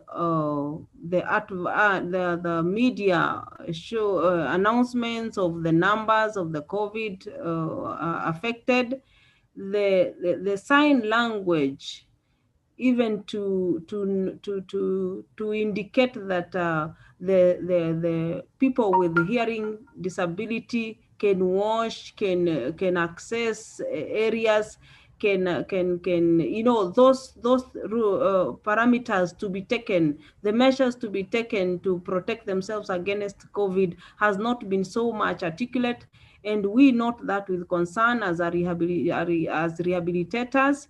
Me, for one, I'm a main rehabilitator. I do the registration of persons with disability. And so I'm very concerned because I do not only go for numbers, I go even to find the unmet need, the needs, and again, even to design ways to articulate, areas of need, and even find measures to resolve and to have solutions for the problems and challenges that they incur on the way. And so in terms of children, because we have the guidelines, it's just important that we be persistent on the rules and regulations given in terms of distancing 1.5 meters or 1 meter. Because of now the space, we know we have challenges in terms of education. We have not increased our classes. I don't know whether they have. Maybe you could advise me more. But we will still insist on distancing. Mask wearing is a must, because that is the main protection. Because we know that COVID is a respiratory problem, and so we need to cover our mouth and nose according to the way we've been taught. Another thing is that I understand that the blind have challenges in terms of social distance, because their caregivers have to hold their elbows. We know we are told that we should sneeze or cough on our elbows, but I want to disagree with that, because for persons with sight problem, that is their contact area, and that is where their caregivers hold to guide them through. And so I want to request that this being a special group of person, we would want that that social distancing would be enhanced only when now this person is not needing assistance of the caregiver. But on the other hand, we should always be in masks. Whether you're okay, the mask is more important. Washing of hands is very important, and sanitization and other areas, like the general hygiene, it's very important, because even if the other caregiver is not taking care of themselves, they can easily contact, because it is in the air. This COVID is in the air. And so they can easily contact that, not necessarily from the person they're giving care, but even from the environment, wherever they are going. So they should always be protected so that they are not at risk, and the person being given care should not be at risk at any time. And so I think briefly that's where I know I'm going to be very brief. We have guidelines that are giving they are giving notes on how to be careful during during school time and class time on children who have disability. We know they are the vulnerable group, and their needs may be not fully met. Why? Because the Ministry of Health, because of this pandemic, is overwhelmed with matters medication, matters PPEs, matters, caregivers, home on any continuous rehabilitation, because children with disability will require continuous rehabilitation because that is their primary healthcare need. And so we have challenges as a ministry. I will not be ashamed to say so, because in terms of personnel, in terms of income, as in funding, in support, but we know that we can meet. That's why the schools had to reopen, because at least we can meet to a certain level the requirements in this era of COVID-19. And so I am impressed that we have had challenges, yes, but as a nation, as a ministry also, we've come out of the danger zone. I should say so, because I want to believe that God has been on our side, and whatever we see may just be, just the look of it, but we are working very hard to make sure that this thing does not go on. Even if you look at the numbers, the recoveries are more than even the deaths, which may have been exacerbated by other underlying conditions. So I think we are doing well as a ministry, as a nation. And so I would encourage that we just keep the conditions given to us in terms of washing hands. And that's why the schools have been, it's a mandate that it's a must that they must have washing points. Washing points, they should have temperatures, because that's one among the means to identify an infected or someone who is a carrier of the same. And so only if we keep what we have been told to do is when we can be out of danger. And actually, that is the same way we shall remain safe. Another thing is that we as a ministry, we do register the children with disability, and we want to encourage that there is a registration so that we can benefit from the ministry, from National Council, as Alex has said, so that our children receive, the right, according to, they receive the education and with equal measures with the able-bodied, because in disability is not inability, we know. And so we want to exploit the potential of these children because they are able, and they unlike other cases whereby if not well taken care of, then now we get issues. They cannot be able to unleash their potential because of maybe the environment and how they are getting the support from the caregivers or the parents, and even the Ministry of Health in terms of health, medication, and rehabilitation per se. I think I can hear Bella. I don't know whether it is about something, but I want to congratulate KISE for having had this forum, because sometimes without airing our views, we may just be, down there on the ground with the challenges, and we have nowhere to take them, because we need each other. We need each other. That when I give you information, because even the Bible says my people get lost because of lack of knowledge. So we don't want any child to be lost because the parent is lacking knowledge, because the child is lacking knowledge, because at one time this child will have to be independent one way or the other. Or those who are completely dependent, their parents should be aware of what is happening so that they can really give the rightful care to them in terms of spiritual, physical, any health that they need to give as a duty and a responsibility given to them by God. So I want to thank you, and I hope I've not left anything out, because I was rushing through, but I think I've mentioned the most important parts. And another thing is that when it comes to assistive Actually, hello. yes.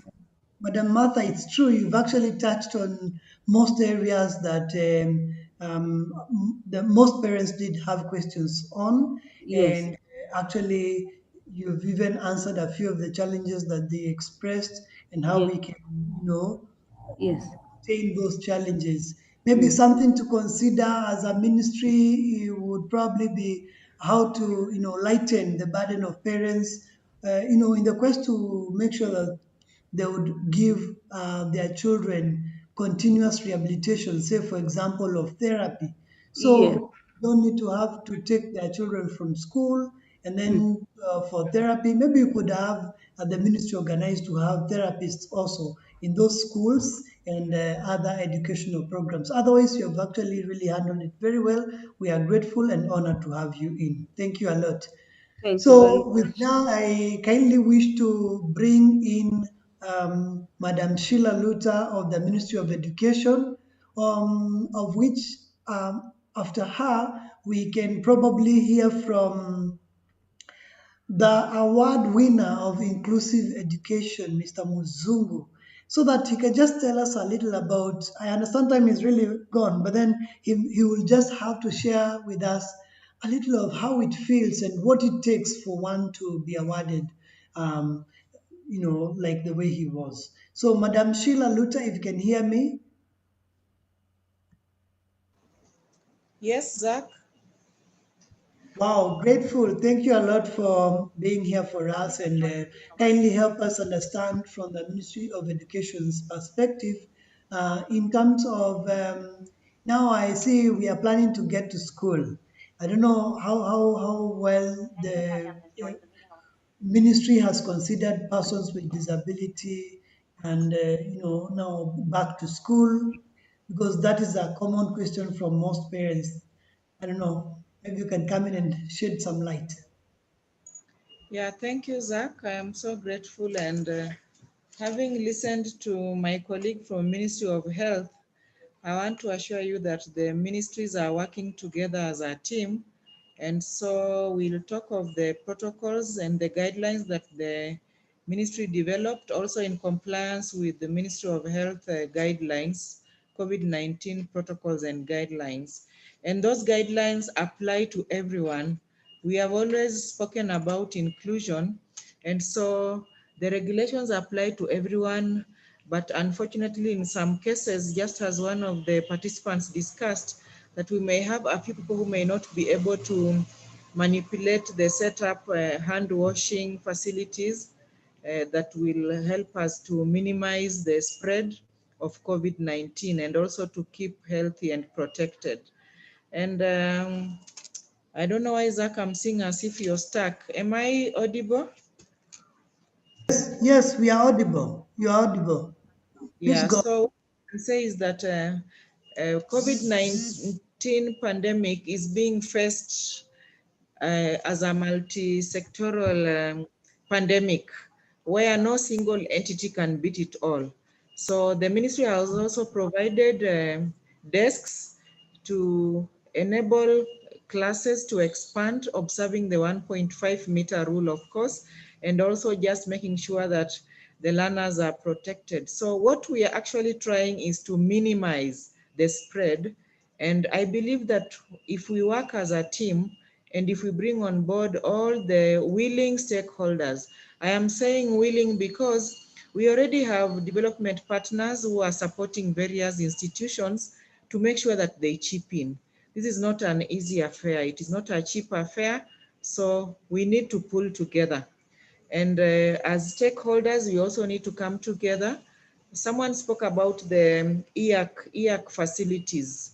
It is through the EAC facilities that our learners will be assessed.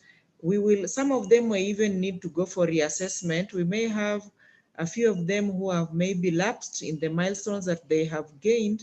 So it will be good for them to be assessed and to see which appropriate interventions will be put in place for them to continue with meaningful learning and participation in the learning process. So what I can say is that the government is keen on protecting. Of course, at the end of the day, there are interactions with the public, teachers. There's the wearing of masks for those who are able to wear. Remember, in this cohort of learners, we have those who are droolers, we have those who are severe and profound, who may not necessarily benefit from the mask wearing provision.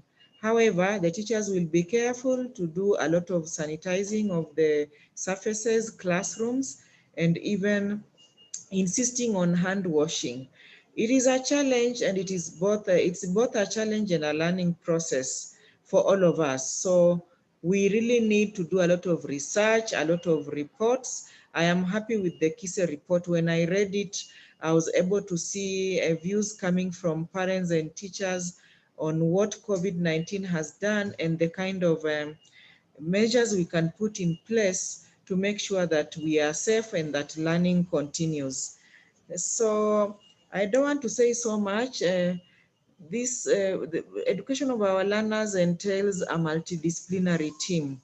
When we talk about those who have not been able to access therapy and the other facilities, it is still through the assessment centers and through collaboration with the Ministry of Health. Remember, in the multidisciplinary committee, almost 2/3 of the multidisciplinary committee is made up of Ministry of Health specialists. And so even it is good for the institutions to liaise with the nearest health facilities for them to be able to access those kinds of services. For the schools that have employed occupational therapists and physiotherapists, well and good, but we are pushing towards collaboration to make sure that our learners are not left behind. So it is actually a very tricky affair, but we still hope that we shall come up together and we shall have relevant and willing partners who will help us to settle our children. Look at those learners who are taking the stage-based pathway, the ones at intermediate and vocational level. For the case of the visually impaired, these are learners who are not even yet trained. They are still being trained in toileting and other activities of daily living. So even as schools reopen, we shall be looking at them and just trying to support the teachers to see the necessary measures that can be taken for them to be safe in school, because we will not wait for COVID. I don't know, someone said tungoje corona ishe. It is not possible to wait for corona ishe. It is us to adjust, to do the necessary support. Everything that we do will be a learning lesson. Meetings are done on daily basis, consultation, and we believe that at the end of the day, we'll be able to come up with appropriate measures. It is until we face the situation practically that we can actually talk about it. Right now, for our learners with disabilities, we are planning so much in our heads, but for those categories that may need extra support, we need to work out things on the ground and see what will work and what will not work and do the necessary adjustments. Thank you, Zach.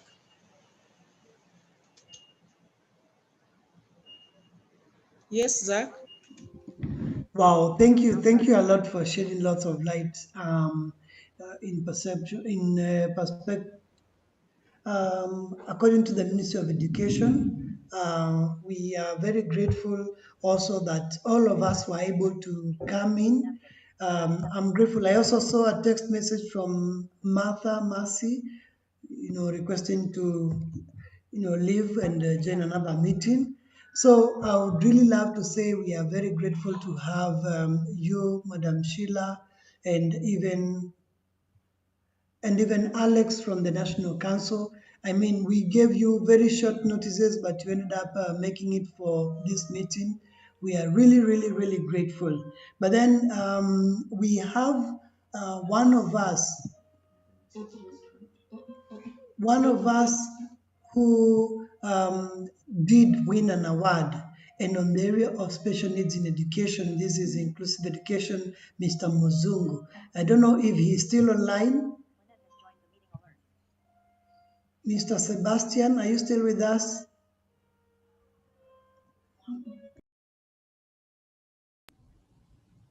Hello, Zach, just to mention something kindly before I just leave. Zach? Yes, Martha. Yes, I just wanted to mention that when schools resume, rehabilitation is going to resume together with, because we have set guidelines, and so rehabilitation will continue. Okay, including all the assessment centers? Yes, we purpose to open them. The challenge we have is only that the manpower and the human resource that is limited, but those that we are able to do, we shall continue as we purpose to employ more on board to That's make so the UHC that successful. really lighten the burden for parents. That's Thank awesome. you. Thank you. Bye for now. Thank you a lot, Martha. Yes. And now, Mr. Muzungu, are you present?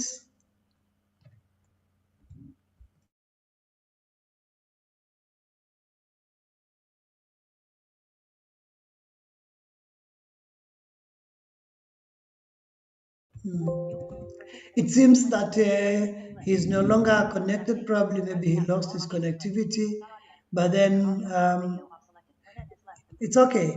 It is so nice to see someone win an award on the area of inclusive education. Personally, I was really, really happy, and I'm looking forward to seeing as many as possible also. I believe that there are very many of us who do a lot behind the scenes that may have not really been recognized. So please receive my appreciation. Wherever you are at and all what you do, we really, really, really are grateful. Sometime when I was younger and still, of course, living with visual impairment, were it not for support I got from people like you, parents, then it would really be difficult. So if I made it possible and today I happen to be able to actually feed others, then even the child you're taking care of one time will be independent, and I know that will be your greatest joy. So looking forward to such another wonderful moment.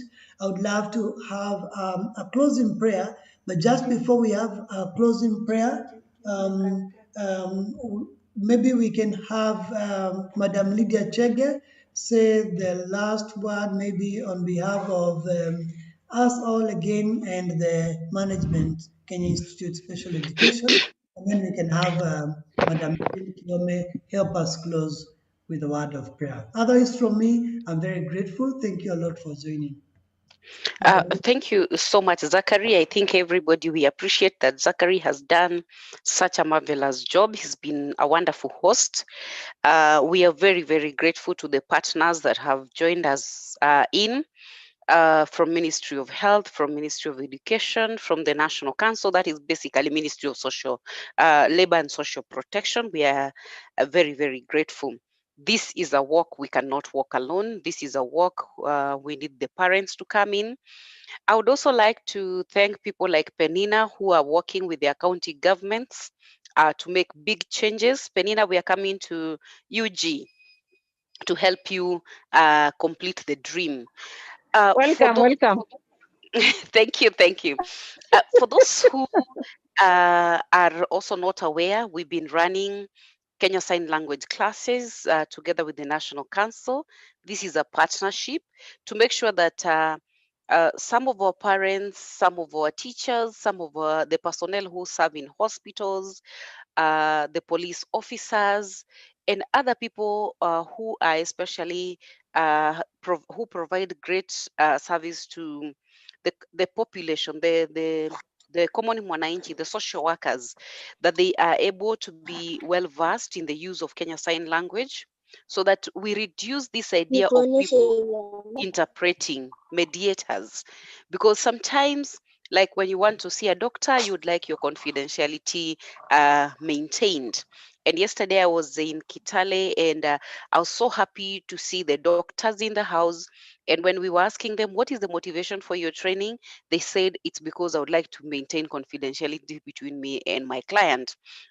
We had people from the judiciary who also said they would like to improve their services to persons who are especially deaf and those who with disabilities. I know Mr. Mzungu didn't talk. Mr. Mzungu was awarded during the Heroes Day. I think that is 20th October. I believe he was awarded with the Order of the, what is it, Golden Warrior, OGW. Yes, Order of the Golden Warrior, for his great service to this nation as far as education for learners with disabilities, and more so inclusive education. The big school he runs at Mtwapa, Sajana had. Those of us who know that school, we know it is very, very expansive. It is a school that has attracted the attention of people in this country and outside this country. And as Zachary has said, then we are proud of you, Mr. Mzungu, and we are hoping that you're getting recognized by the head of state and by other big government machineries, will become a motivation to those of us who serve in this area to do even better for our children, and to be a greater motivation for you to go a step higher. To my colleagues from KISE, thank you for the sacrifice of time. I appreciate even the CSOs. I know the whole day you people are in CBC training, but such discussions are very important. They are very therapeutic. And we get to know it's not just in my county that we are having this, or in my county, I could also do this other thing. So a great thank you to all of you on behalf of management and the acting director, Madam Margaret Githanga. We look forward to having this kind of a discussion 1 month down the line. May the Lord bless you, and may the Lord keep you and favor you. Thank you. Jane Kiome, you may say the closing prayer. Oh, thank you, thank you. Let us pray. Father, in the name of Jesus Christ, we come before you this evening, thanking you for the far that you have taken us. Thank you, Lord, because you have been good to us. You have taken us through this talk, Lord, which is going to be very beneficial for us as KISE, and also for the rest of the special needs stakeholders in the country. Thank you, Lord, for what we are going to do in the future. You'll be with us. We thank you for the participants. We thank you for the facilitators. Thank you for everyone who has been around. We thank you and glorify your name. For it is in Jesus' name we pray and believe. Amen.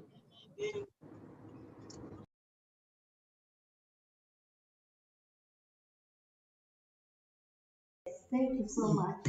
Amen, amen, and God bless everybody.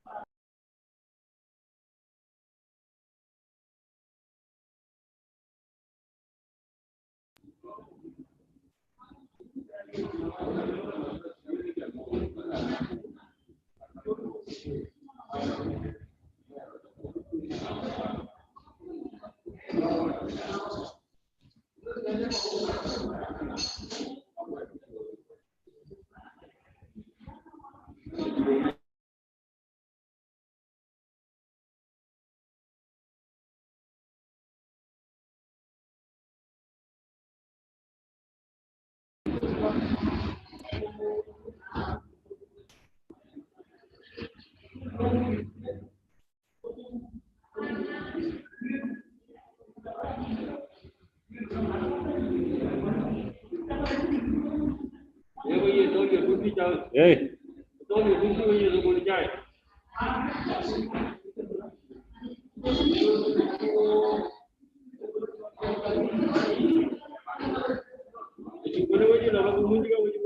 Hey.